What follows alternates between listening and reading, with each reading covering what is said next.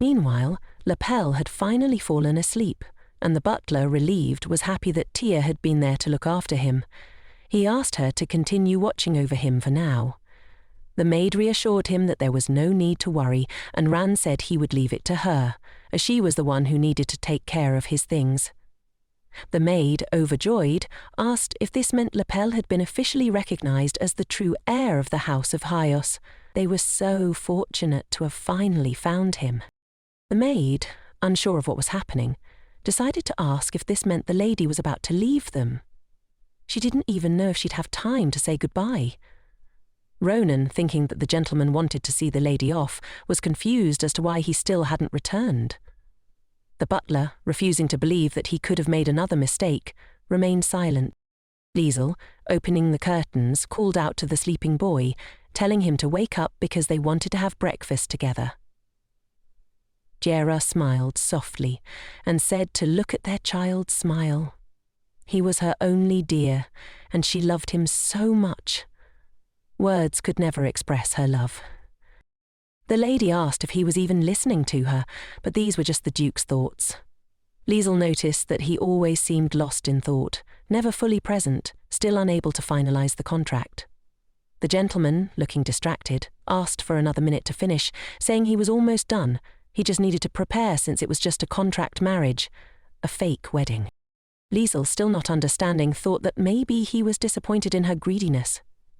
But 1 billion shillings wasn't a small amount. She realized that with such money, she could live without poverty for the rest of her life. She could sell her soul for this kind of money and live happily as a minor character in this world. She couldn't afford to miss this opportunity. After a year, she would be a divorced woman, but that wasn't a problem. She wouldn't need to marry again, and with her newfound wealth, she wouldn't have to worry about what people said. Her reputation was already tarnished after all, which meant the Duke would face the gossip much sooner than she would. He would spend the same amount of money to get his status as a divorced man. He seemed willing to do anything for the boy. Lizelle nodded and said that the contract was ready. The gentleman asked her to let him know if she wanted to make any changes. The contract, he explained, stipulated that the fictitious marriage would last for a year, and both parties would fulfill their duties properly. If she needed the assistance of the second party, she would need to notify them 2 days in advance and receive consent. At the end of the contract, Chester would pay Lizelle 1 billion shillings. Lizelle was struck by the amount of money and asked if he would change his mind later. He seemed surprised by the question, saying he could earn that amount with just a breath. It wasn't even an issue. The lady realized she had been worrying needlessly. The 5th point in the contract stated that neither party could tell anyone about the agreement. The 6th point allowed the contract to be extended if both parties agreed. Lizelle wondered aloud if they could remove the 6th clause. It simply didn't make sense that both of them would want to stay married after a year. After a year of living together, the gentleman said the clause could not be removed. Lizelle was surprised, as he had earlier told her that if she wanted to change something, she should speak up. Now, however, he seemed upset because she wanted to make a change. Deciding to go along with it, she later asked, "What if someone accidentally finds out about this contract? Would it be cancelled?" Chester almost had everything worked out, but he couldn't let the contract jeopardize everything. He explained that they would add a clause to address this, stating that if one party made a mistake, they would have to comply with the other party's demands. Lizelle considered the terms and, seeing no further need to deliberate, said, "No, there's nothing more to think about. I'm ready to sign." Chester, however, cautioned her that an important decision shouldn't be made so hastily. He reminded her that this was a magical contract, and if the terms weren't followed, it could result in physical pain or even death. Lizelle now understood why she had seen the magic symbol flash for a moment. However, she felt confident that in the end, she would benefit, so she signed without hesitation. "Now it's your turn, Duke," she said. The Duke hoped for her cooperation, but they didn't shake hands. She still had to go home first. The Duke nodded, understanding, and asked when she would return. Lizelle, however, asked, "What about you? When are you going to come?" The Duke was puzzled. "What do you mean?" he asked. Lizelle explained that if they wanted to avoid appearing suspicious, he should come to her rather than her going to him. Chester, still not quite following, was taken aback. "You mean I have to talk to your parents?" He paled at the thought. He had never considered this part of the plan. Lizelle didn't understand his sudden distress. "Do you really want to avoid it?" she asked. "Isn't this marriage just a formality?" he asked. "Why the need to bring him here? There's no harm in a fictitious marriage." "That's probably what the Duke thinks too." Lizelle paused, thinking. "But still," she said, "I don't want to hurt my parents. I need you to make sure everything goes smoothly. We can just have dinner together, and then he'll show them that he supposedly loves me with all his heart. That will be enough." The Duke, having overheard part of the conversation, understood. He realized that he was the only one in love, but he also understood her need to protect her parents. "I understand," he said softly. He then asked, "What are your parents like?" Lizelle, surprised by his interest, smiled slightly. "You really want to know?" she asked. "Well, if you want to impress them, you should bring a small gift, something chosen with love. They'll appreciate that." The Duke nodded thoughtfully. "I'll consult with the butler," he said. "I'll arrive soon." The day after tomorrow, Lizelle was surprised by how quickly things were moving, but Chester thought the sooner the better. They said their goodbyes, and Lizelle mentioned she would go see the boy before leaving. She asked him to arrange a carriage for her. Chester asked her to stop and take off his coat, offering it to her because it was getting cold. He also wished her a safe journey, but his expression seemed reluctant to let her go. Just then, the butler burst into the room, surprised to find Lizelle still there. Lizelle explained that she was going to see the boy now, and the butler told her that he was in his room. He also reminded her to be careful on her way.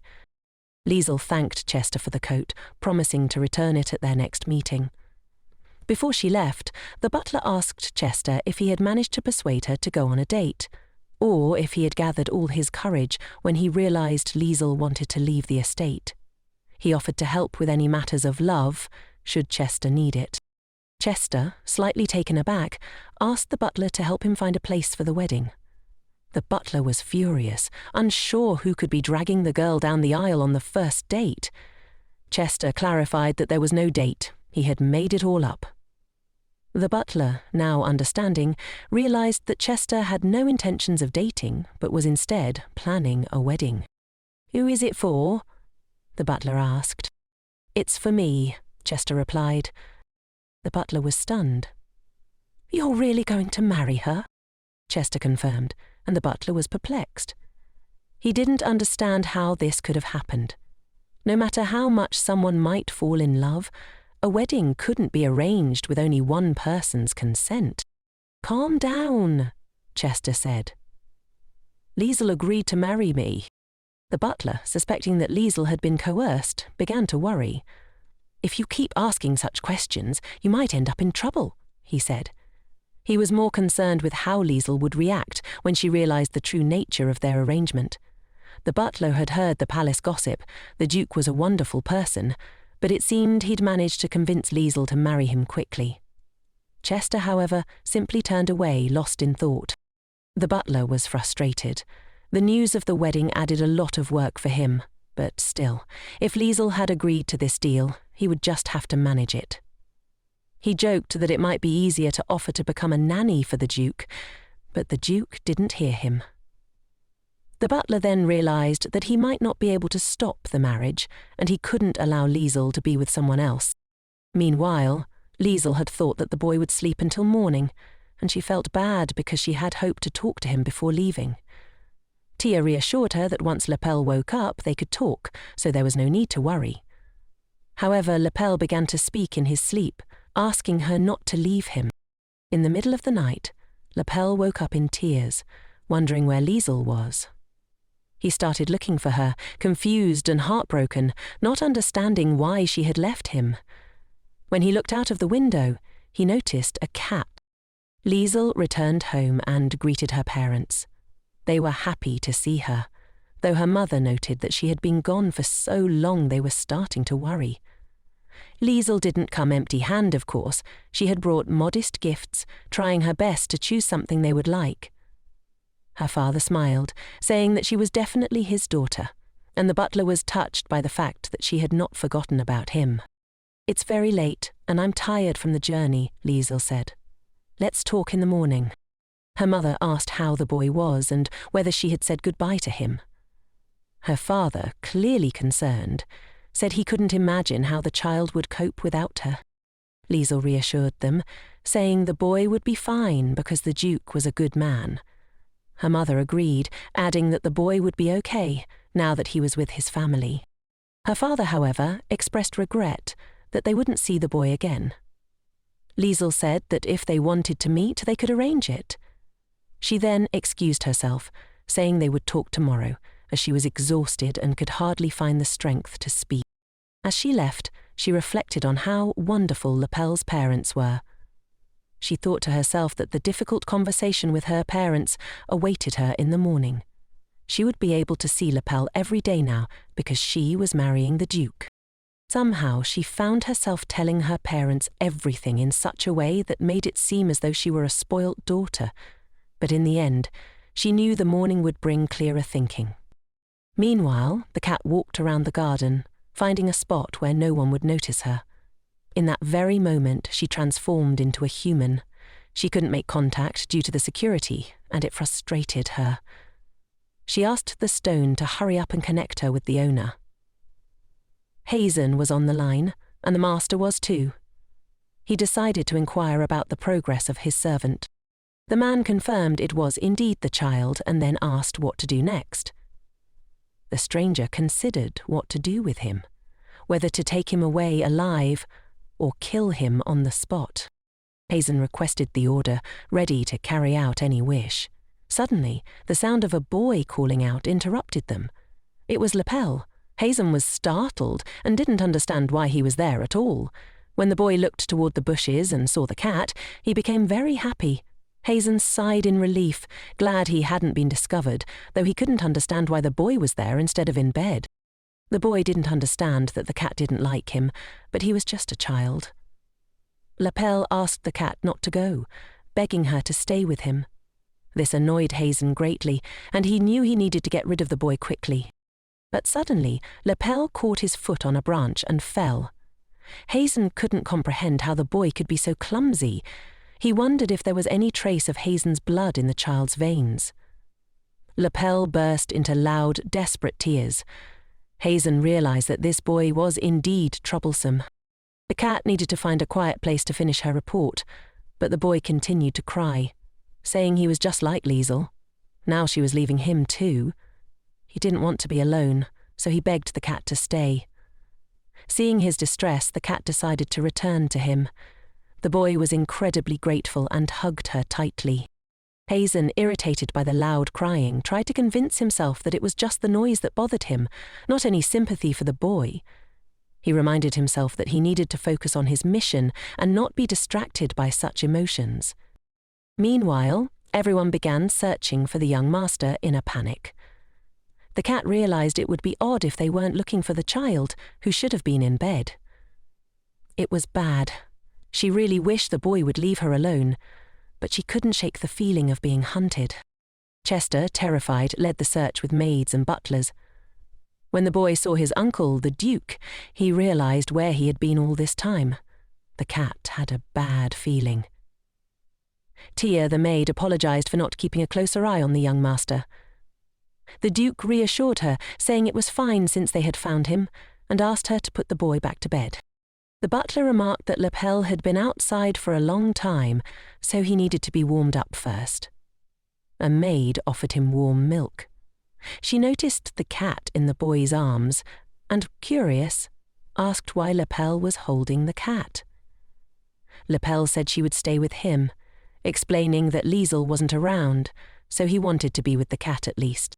Hazen didn't sign up for this, and the maid wondered what His Highness would think of the situation. Chester replied that they had no choice and should leave the cat with the boy for now until her owner came for her. The cat was shocked. They really wanted to keep the boy company. It seemed like they wanted to trap her, but she couldn't bring herself to eat him. As she watched them care for the boy, the realization hit her. The boy was now responsible for her. I'm sure. The maid urged L'Elle to cover himself with a blanket, also mentioning that Lizelle would be back soon so he shouldn't worry. L'Elle was overjoyed to hear this and asked his uncle if it was true. Chester confirmed it, saying that Lizelle had just gone home for a short time and that L'Elle shouldn't worry. He should sleep peacefully. L'Elle smiled, relieved. The butler then reported that he had brought what Chester had asked for. Chester questioned whether it would work. It was a magic ring of control. It could regulate the weight and restrict the movement of a person, ensuring that the cat wouldn't be able to leave the room. Chester ordered the butler to proceed. Meanwhile, the maid decided to go fetch the milk. The master and the butler didn't mind, as they would be able to look after the young master in her absence. Ron looked up and asked the gentleman what was up there. In the meantime, he had managed to attach a control ring to the cat, ensuring she couldn't take human form. She started to try shaking it off, but L'Elle began to worry. The Duke reassured him, saying she would get used to it, so there was no need to worry. This way, they could wait for her owner to arrive. Otherwise, she might try to escape, but she would be safe in the house. Hazen knew that he was stuck and couldn't afford to let his guard down.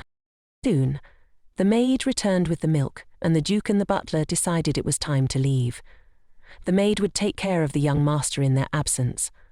Ron noted that it seemed like all urgent matters had been settled. The gentleman agreed, but reminded him to be attentive to the cat and report anything unusual. He also asked that a swing be installed in the garden. Ron was surprised and asked again. Chester explained that he thought the boy would feel less lonely if he had something to play with. Of course, the butler would take care of it. Although Chester seemed cold, Ron realized he was actually very attentive to detail. It was an honor to meet the Duke. Aisha Henin appeared, and the gentleman was pleased to see her. He remarked that she had grown a lot since they last met. The young lady, now 5, smiled and noted that it had indeed been 5 years since their last encounter. The Duke apologized for only visiting now and noted that he was aware of his position. Chester acknowledged the situation and expressed gratitude for Aisha's understanding. He then mentioned hearing that his nephew had gone missing, so he decided to inquire about the progress of the search. Chester reassured him that there was no need to worry, as they had already found the boy. Aisha happily said that she was glad to hear this, and Chester was grateful for her kind words. She was a beauty, and her father certainly wasn't like that when he was a child, so it seemed most likely she took after her mother. After Sylvia, ER suggested that Chester asked the butler to show the girl around the mansion. The girl was immediately struck by how beautiful everything was. The butler pointed out the direction of the greenhouse, and Aisha remarked that they had a lovely garden. As they walked, she noticed the newly installed swing. The butler offered to let her try it, but she declined, saying it was meant for children. Ron thought she might be growing up too quickly because of her mother's illness, so he said, "Adults swing sometimes too." Aisha, still hesitant, agreed to try it for just a minute. She held on tightly as Ron began to gently rock her. Suddenly, a boy appeared and asked her who she was. He then claimed the swing was his and told her to get off. Lizelle, overhearing, asked if they had any debts, but her father replied that there were no more debts. He actually wanted to resolve matters with her, as she had been such a help. Lizelle said that in that case she and her mother would go to the bank. Her mother suggested she rest instead, as they wanted to give her a break after her journey. Lizelle was reluctant, but agreed, acknowledging that her daughter had worked hard to pay off the debt. Her father asked her to rest, as she couldn't refuse. While her parents went to the bank, Lizelle wanted to tell them about the wedding, but everything felt so complicated. She decided to wait until their return. As she sat, she noticed a carrot on the table, which made her think of L'Elle. She became curious about how the boy was doing. Meanwhile, Ron told the boy to stand still, worried the young lady might fall. Lapel, however, yelled that he didn't care, insisting she should get off his swing. The maid, Tia, scolded him for his behavior, saying it wasn't the right way to treat guests. The boy screamed that he hated the girl. Aisha, wanting to avoid more tension, said she would get off the swing. Though she had only been on it for a short time, she mentioned that she had played enough, and the boy, still upset, argued that he wasn't a child. Aisha, trying to calm him down, commented that he was still shorter than her, and it seemed like there might soon be a fight between them. Tia, concerned, decided to take Lapel inside. She suggested they go to his room and play with his favourite magic balls, hoping to distract him.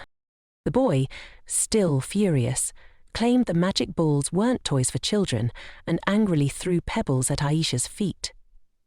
The butler and the maid stood in shock. Aisha, upset, demanded that he apologize immediately. The children started fighting, neither feeling guilty.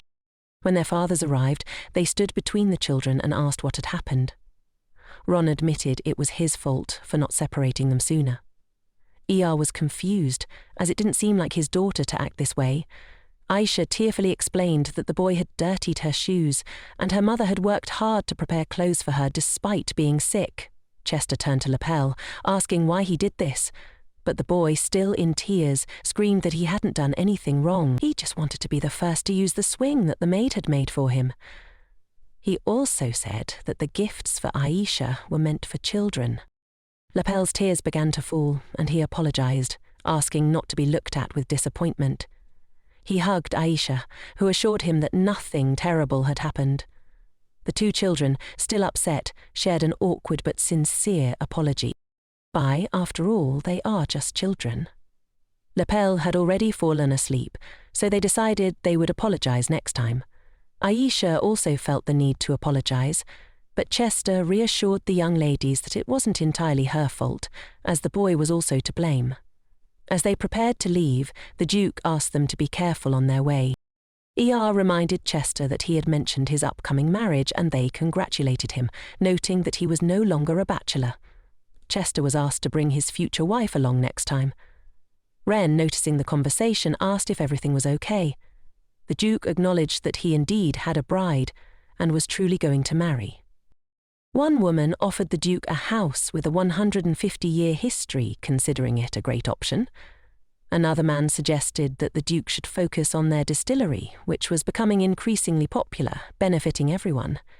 He recommended they be practical and elegant and suggested fashionable clothing. Another man proposed his project, believing it would also be a good investment. Chester turned to the butler, asking for his opinion. The butler was confused, not understanding why the investments needed to be so urgent. The gentleman clarified that it wasn't about investment, it was a gift for his future wife's parents. The butler acknowledged this and said they would consult with Chester and inform him later. The Duke was puzzled as to why they were being dismissed, as he hadn't made any decisions yet. Elle suggested that it wasn't right to rush into things, recommending that Chester buy something simpler instead. After all, it was just money. But for others, it could be a burden and responsibility. Chester realized that if he suddenly decided to get married, people might think he was bribing the lady with money he didn't know what to give her, feeling unsure about whether she would even like it. The butler suggested something modest, neither too expensive nor flashy, a small yet thoughtful gift. Chester pondered over it, thinking through the day and the night without coming up with anything. He worried that she might dislike the gift, but then he thought maybe she would appreciate it too. The next morning, the butler woke Chester, surprised to find him already awake. Ron noticed the dark circles under Chester's eyes and asked if he had slept at all. Chester had finally decided what to buy. The butler assumed that Chester was nervous about meeting the lady's parents, with the wedding looming ahead. He respected Chester for being a married man, and Ron was confident his master would handle everything well. Ron was surprised to see Chester leaving already, and noted that he probably had other plans for the day. Chester explained that he felt stuck, so he had to become more decisive. He decided to go for a walk, buy the gift, and meet with the parents. That seemed to be the plan. Before he left, Chester asked the butler how he looked. Ran assured him that his master looked stunning and that they would definitely not be disappointed in him. Chester hoped so and promised to return soon. The butler reassured him that everything would go well and that he wouldn't be alone, as the lady would likely have already told her parents everything. They would welcome him with open arms. Chester, feeling a little better, nodded in agreement. After his words, she was grateful to him and reassured him that there was no need to worry. However, her parents were completely shocked when they heard about the wedding. They didn't understand at all what she was talking about. Her father couldn't comprehend who had allowed her to leave her father's house so early. He was adamantly against it. Her father's reaction was worse than she had expected, and the situation seemed to be spiraling out of control. The Duke would be arriving soon, so things were becoming dire. She realized now that she should have told them about it on the first day, but it was too late for that. Lizelle tried to calm her parents down. Her father, visibly upset, remarked that his daughter, who had never even dated anyone before, was suddenly talking about marriage. He insisted that such a thing was simply impossible. Her mother, still in disbelief, wondered if Lizelle was joking, though they were too old for such humour. Lizelle assured them it wasn't a joke. She had really fallen for someone. Her mother, concerned, asked if she had thought it through carefully.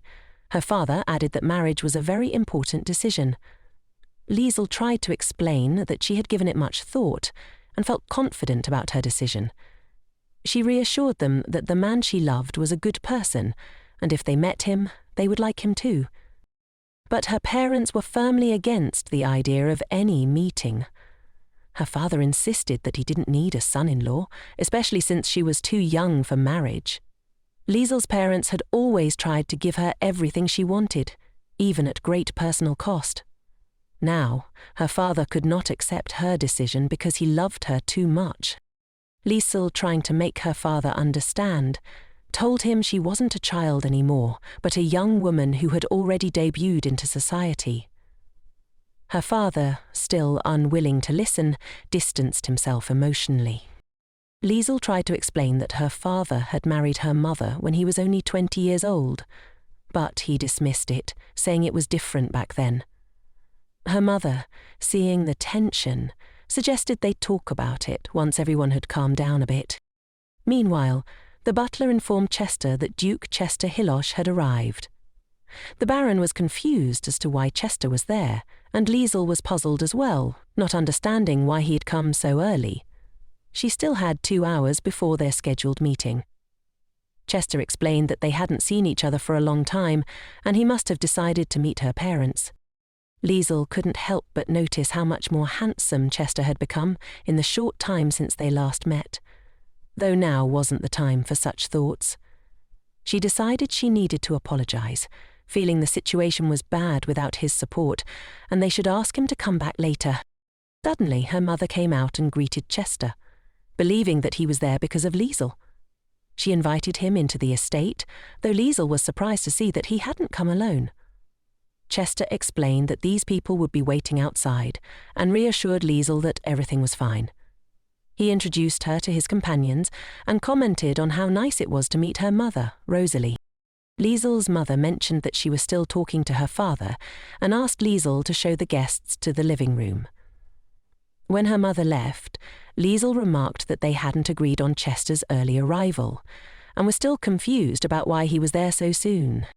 Chester had apparently left his home early, bought presents and arrived ahead of schedule, likely waiting by the entrance. The butler stepped out and, seeing the situation, apologized and explained that his previous meeting had been cancelled. Lizelle understood, though she knew this wasn't the best time for Chester to be there. Chester, seemingly unaware of the tension, expressed surprise at how serious things seemed. He mentioned that he had only learned of the situation a little earlier and that her parents were against the marriage. Lizelle confirmed that her parents, especially her father, were opposed to the union. She explained that Chester had come to meet her today, though she believed convincing her parents, especially her father, would be difficult. Then, to her surprise, Chester gently reached forward to remove a strand of hair from her face. Lizelle blushed furiously, feeling deeply embarrassed by the gesture. She hoped he hadn't noticed her subtle pout. Though they were planning a fictitious marriage, the situation felt more complicated now. If Chester kept getting too close, it could prove to be more of a test for her than she had anticipated. He was simply too perfect, leaving her at a loss for words.